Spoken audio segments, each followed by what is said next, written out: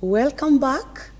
This is Empower, where we deal with issues of people and workplace. And we're glad that you're part of this program. Before we went for a break, we were looking at this part, professional etiquette. Why is it important? Because we talk about it, people behave at workplace in different ways, you're working with others, and that's the need to behave well, to respect others, and also to work in an environment that suits all of us. So, Tekla. Yes. You just started explaining the benefits. You mentioned about productivity, communication. What else do you have to say? How are we going to benefit as an organization as far as when people or staff have the right etiquette? Yeah. I also mentioned about it creates a mutually it creates a professional and mutually respectful work environment. Then it takes good care of customers, good customer relationships. Our goal will be to make sure that our customers are satisfied. Then another thing is it reduces the misunderstandings among staff members or between staff members. Yes. Yeah, it gets the job done. Also, there's that aspect of teamwork. People will be solution givers. Yes. Once I see you have a problem, I'll be willing to help, to come and help out. So employees will be comfortable working in a comfortable work environment. Then labor turnover also, it have an impact on labor turnover. People won't leave as much because they are happy. Employee self-esteem will go up. They'll be happy. When I've done a good job and I'm being appreciated, I'm being encouraged to do more. Yes. Once I'm getting that feedback that I'm on my performance, I'm capable of doing now much more than what I was doing. Yes. Okay, I'm looking at, there's something you mentioned earlier before we took a break. First impression. We always want or look forward to a lasting first impression, because it is said that first impression, it's like paves your way or blocks your way, because someone will look at you, maybe how you behave in a certain manner, and they're able to say, I cannot go far with this person, or I can go far with this person. Yes. So how do I create this as an employee so that whoever comes to me, and especially a customer, because when you work together, most of the time you realize that even if you reach a point and say, huyo anakuanga hivyo, just leave them. That one, just ignore. Because we somehow get used to how people behave, and we somehow manage to work with them. But look at this customer who is visiting us the first time, someone who has not been with you for a long time, and the first impression to this person will matter. Yes. So in this aspect of workplace etiquette, how do I ensure that the customer has the right first impression about me? Yeah. Yes. First of all, we've talked about dress code. I don't want to meet a customer and he thinks I'm just some other guy or a cleaner or something, Yeah. So how you dress, how you communicate with the customers, they should feel welcomed. This place is for them, I'm here to serve you. Yes. The way you communicate to the customers. And another thing that I'll talk about, the first impression also, punctuality. You are meeting a customer. Yes. Don't waste the customer's time. Be on time, be punctual. Be a solution giver.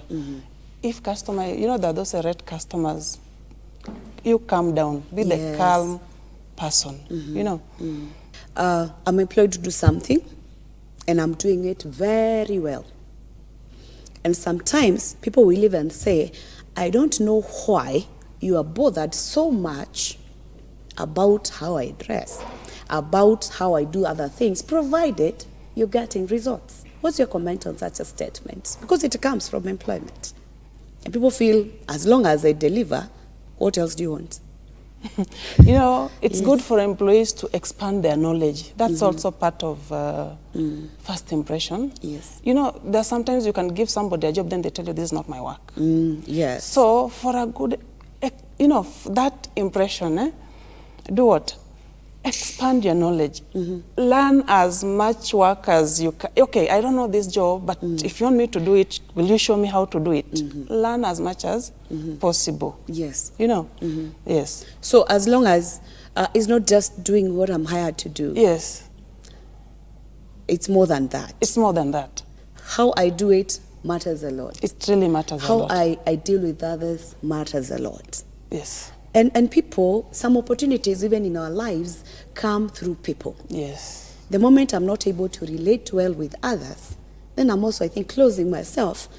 In the job market. In the job market. Yes. Even promotions. At the workplace, yeah.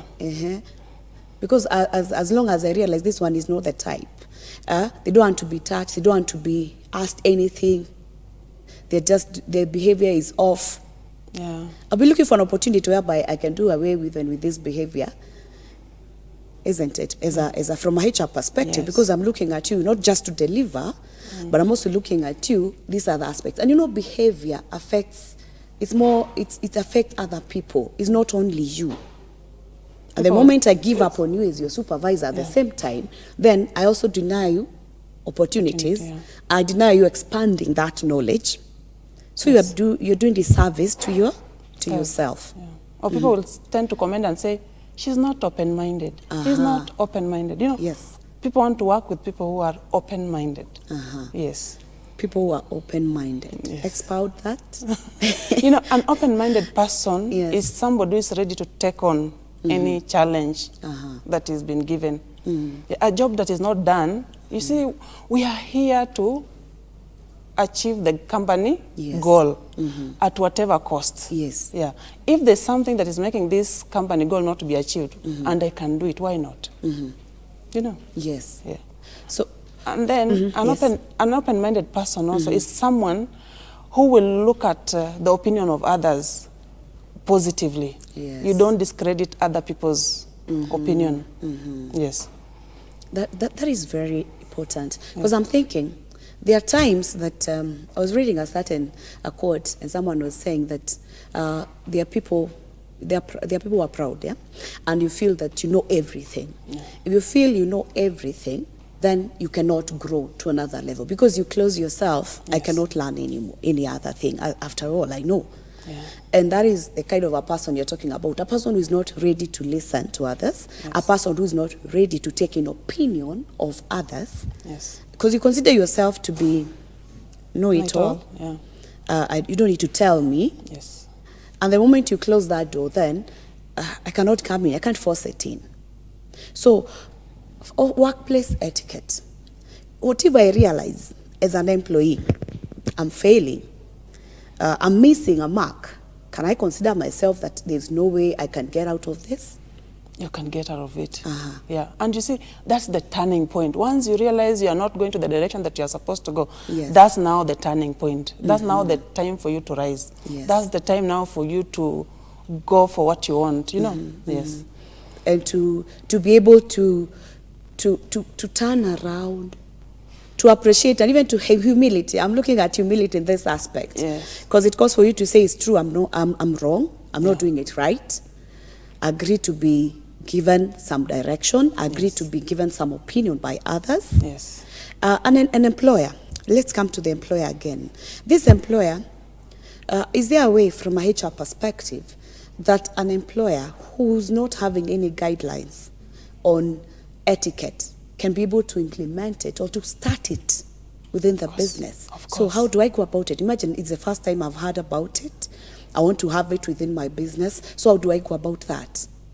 So easy. You can just come up with a team, brainstorm. What are your rules and regulations, and document it together. You know, you brainstorm. You can do that brainstorming. Yes. And make sure now it has been documented and you've gotten the proper approvals. And then the training is very important. Now you make sure that the training has been done so that each and everybody in the company is aware of. Yes. Okay, they were implied, but now these are in writing form and everybody has to adhere to them. Why do I brainstorm? Why can't I sit down in my office as the director and list them down and say, this is my business. I want 1, 2, 3, 4. And then I pass it down to the team. Why should I not go that direction? You know, you make people own it. It works Ownership. well when people own it. Yes. When they say, yes, I was part of this, it will be 100% implemented, if not 100%, 90% implemented. And everybody in that room will understand, so that they go and inform now their subordinates, because not everybody will be in that room. That's true. But anybody who has been in that room will be a trainer of the, he'll go and train. They train the trainers. Yes. They'll now go and train their juniors and all that. Yes. It will be done. If you, and then teamwork. It's a good etiquette also for someone to be a team player at the place of work. Yes. You know why I'm saying that is because sometimes there is what is in your mind as the owner of the business that you really want that to trickle down to the others. You know, kama unataka kuwapatia wameze tu, so that it goes down. And sometimes you find them going that direction of just giving some instruction. And I think that is why they face resistance. Because you're bringing in a change, people are not aware, and it's a good one, it's a positive one, but because you left us out, we consider to be your thing. You know, these are rules, they are being introduced to us. Hey, directors have come up with something. But I love that appreciation, because you're involved, you don't want to fail. Because the moment you involve me, I feel I'm part of it. I don't want it to fail. People fear change. Yes. People fear change. So anything you introduce, be it good or bad, if you've not created awareness, people will tend to resist. Yes. And it's very nice to think about awareness, training people. And sometimes we think that you can just introduce something and put it on the notice board, and people read and just appreciate it. It's more than that. You even have to explain to people in a language that they understand. You know? Yes. Yeah. If somebody is not understanding Swahili and you know their local, their native language, you go to that level. You explain to them in a language that they understand. Yeah, because if they don't do it and they mess it, then it attracts something else, which is going to be on the negative. Yes. So as we conclude and finalize on the issues of workplace etiquette, how would you summarize it as Tekla? Yeah. Workplace etiquette, professional etiquette is very important. Yeah, it will make your organization or it will break it. Yes. Take good care of your employees, the way they interact at the workplace. Employees, make sure that you be good at your workplaces, because there's this quote by Clarence Thomas, good manners will take you to places that best education cannot. True. Yes, be a good person. Respect for others is very important in a workplace. Avoid gossip. Yes, support each other. Be the solution giver in a workplace. Wow. And many more, and much more. Yeah, dress code, the way you talk, the way you present yourself, it's very important. Wow. Yes. Thank you so much, Tekla. Wow. I believe you have learned and you're going to do it different. Appreciate others at workplace. You need them. Even if not today, you don't know where you'll meet. We are people, we are human, we need to interact with each other the best way. And one thing that you should not forget, good manners can take you places where education cannot. Because you have this education and your manners are not good, then they limit you. So I want to urge us that as we work, as we interact at workplaces, even in our families, let's appreciate etiquette. Let's treat each other as well. Let us interact in the right manner, and also appreciate that the other person may have something that you do not have. It has been Empower. My name is Beatrice Chuchu. See you next week.